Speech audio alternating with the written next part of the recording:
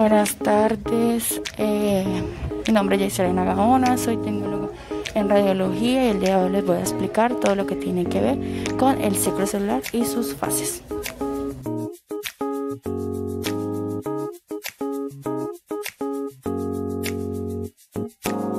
Hablemos del ciclo celular. El ciclo celular es el que representa el conjunto de las fases de una célula atraviesa desde el momento que es su formación hasta su división en dos células celulares. Hablemos qué es el ciclo celular. El ciclo celular es todo lo que hace referencia con el proceso de las células que se duplican y dan lugar a células nuevas. En estas podemos encontrar lo que son las fases. Hablemos de una de las fases importantes, citoquinesis. Se forman dos células. Telefase, reparan las membranas nucleares. Anafase, los cromosomas se separan a los extremos. Metafase, en esta fase los cromosomas se alinean en el ecuador de la célula. Promefase, comienzan cuando desaparece en la membrana nuclear una cadena de prótesis llamada microionos que se adhieren a los cromosomas. Profase, el ADN se compacta en formando de cromosomas, que es la mitosis. La mitosis es el proceso de dividir el DNA duplicando de una célula en dos nuevos núcleos.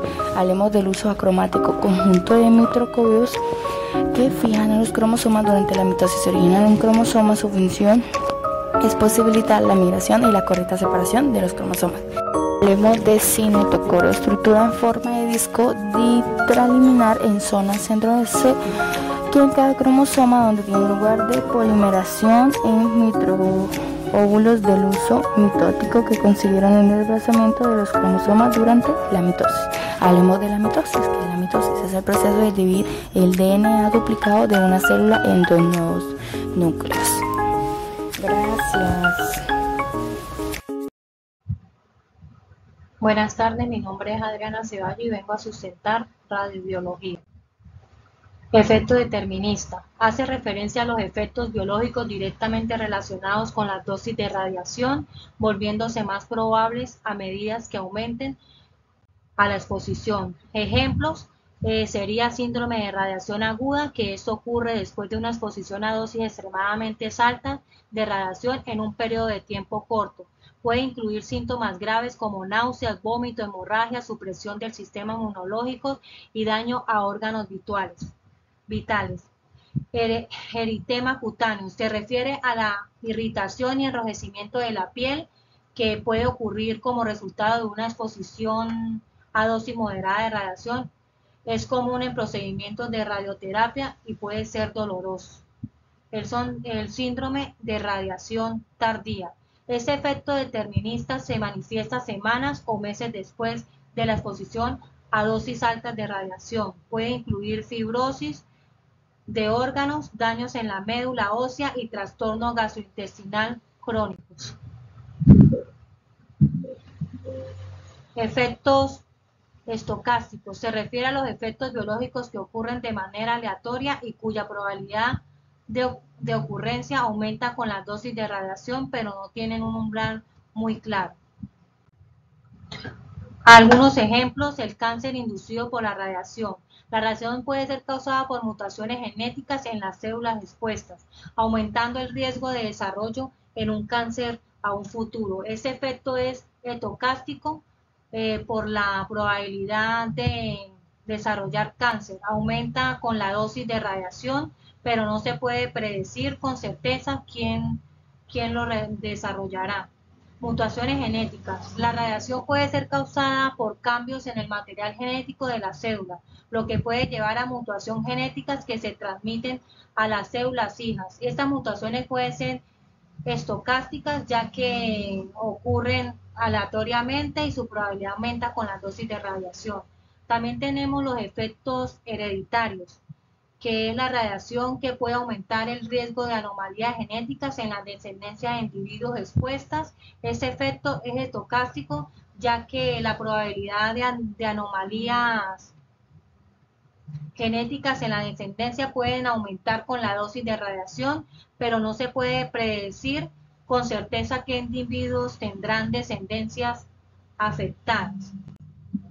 Esta composición en porcentajes atómica y molecular del cuerpo humano. Esta sería la tabla de elementos de composición atómica y composición molecular. Tenemos en los elementos el oxígeno, carbón, hidrógeno, nitrógeno, calcio, fósforo, potasio, azufre, sodio, cloro, otros elementos y agua. Esas serían sus composiciones y esa sería su composición anatómica y su composición molecular.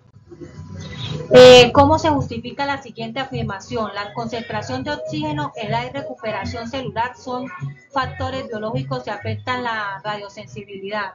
La concentración de oxígeno en el tejido afecta efectivamente su respuesta a la radiación, entendiendo que los tejidos bien oxigenados son susceptibles a la radiación debido a que la formación de radicales libres durante la radiación. Esto nos aumenta un gran daño celular. Por otro lado, también los tejidos hipocicos son menos sensibles a la radiación debido a la limitación de formación de radicales libres. Esta información es crucial en el campo de la radioterapia porque allí se encuentra minimizar la eficacia del tratamiento al tiempo que se minimiza el daño en los tejidos circundantes. ¿Qué he aprendido? Que la edad también se desempeña también un papel muy importante en la radiosensibilidad, ya que los tejidos de los niños son más sensibles a la radiación debido a su mayor tasa de división celular, lo que eso nos hace más susceptibles al daño. Por otro lado, la capacidad de reparación del ADN tiende a disminuir con la edad, lo que puede resultar en una mayor acumulación del daño genético en tejidos irradiados en individuos mucho más mayores. Esta comprensión tiene implicaciones significativas, especialmente en la radioterapia pediátrica, donde se debe tener mucho cuidado adicionalmente para minimizar el daño a los tejidos normales durante ese tratamiento. La capacidad de recuperación celular también afecta la respuesta de radiación. En algunos tejidos tienen una alta capacidad de recuperación, lo que nos permite reparar el daño y sobrevivir a la irradiación. Sin embargo, otros tejidos pueden tener una capacidad ilimitada recuperándose, lo que nos hace más sensibles a una radiación. Esto es crucial en el diseño de régimen de fraccionamientos de dosis en radioterapia, donde se busca también minimizar la eficacia del tratamiento mientras se minimiza el daño a los tejidos normales circundantes. Muchas gracias. Para así llegar entonces a la parte de enfermedad manifiesta. En la parte de enfermedad manifiesta pues se pueden dar muchos casos hematológicos, gastrointestinales, del sistema nervioso central, diferentes casos en donde ya el paciente se encuentra en un proceso en donde los síntomas vuelven con un proceso de agudeza. En la parte hematológica sucede que hay una pérdida o una leucopenia en el paciente, que los glóbulos rojos, los glóbulos blancos, las plaquetas, todos se encuentran en un nivel muy bajo, tanto así que pues la diarrea o el vómito ya es con sangre y pues se produce un déficit de deshidratación que puede llegar o que lleva a la muerte del paciente. Estos son los procesos básicos que se dan con un síndrome agudo de radiación. Muchas gracias. Hola, muy buenas tardes. Mi nombre es Mayra Alejandra Ferreira Suárez. Soy estudiante de la UNAD de la materia Radiobiología y Radioprotección. En este caso voy a hablar de la fase 4 y de la actividad número 9, la cual nos pregunta en qué consiste el síndrome de la radiación aguda.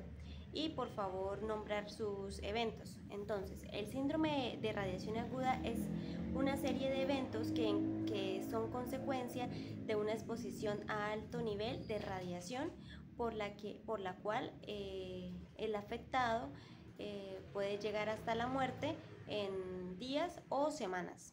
Entonces, ¿Cuáles son los eventos consecuentes a una radiación aguda?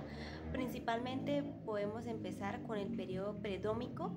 Este periodo es el periodo inicial en la cual el paciente presenta vómito, diarrea, náuseas, pueden ser leves, pueden ser fuertes, todo depende de la dosis y del tiempo de exposición.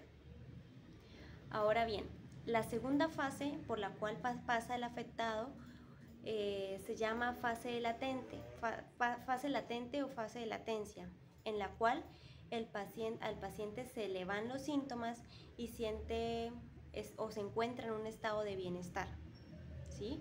Esto se produce después de la primera fase se produce en las horas siguientes a la exposición. Para la segunda fase de latencia, esta se produce alrededor de un día, 2 días, hasta 3 días máximo. Se produce esta fase de descanso, de tranquilidad. Para consiguiente, y si la exposición o si la dosis de exposición ha sido elevada, se llega a la parte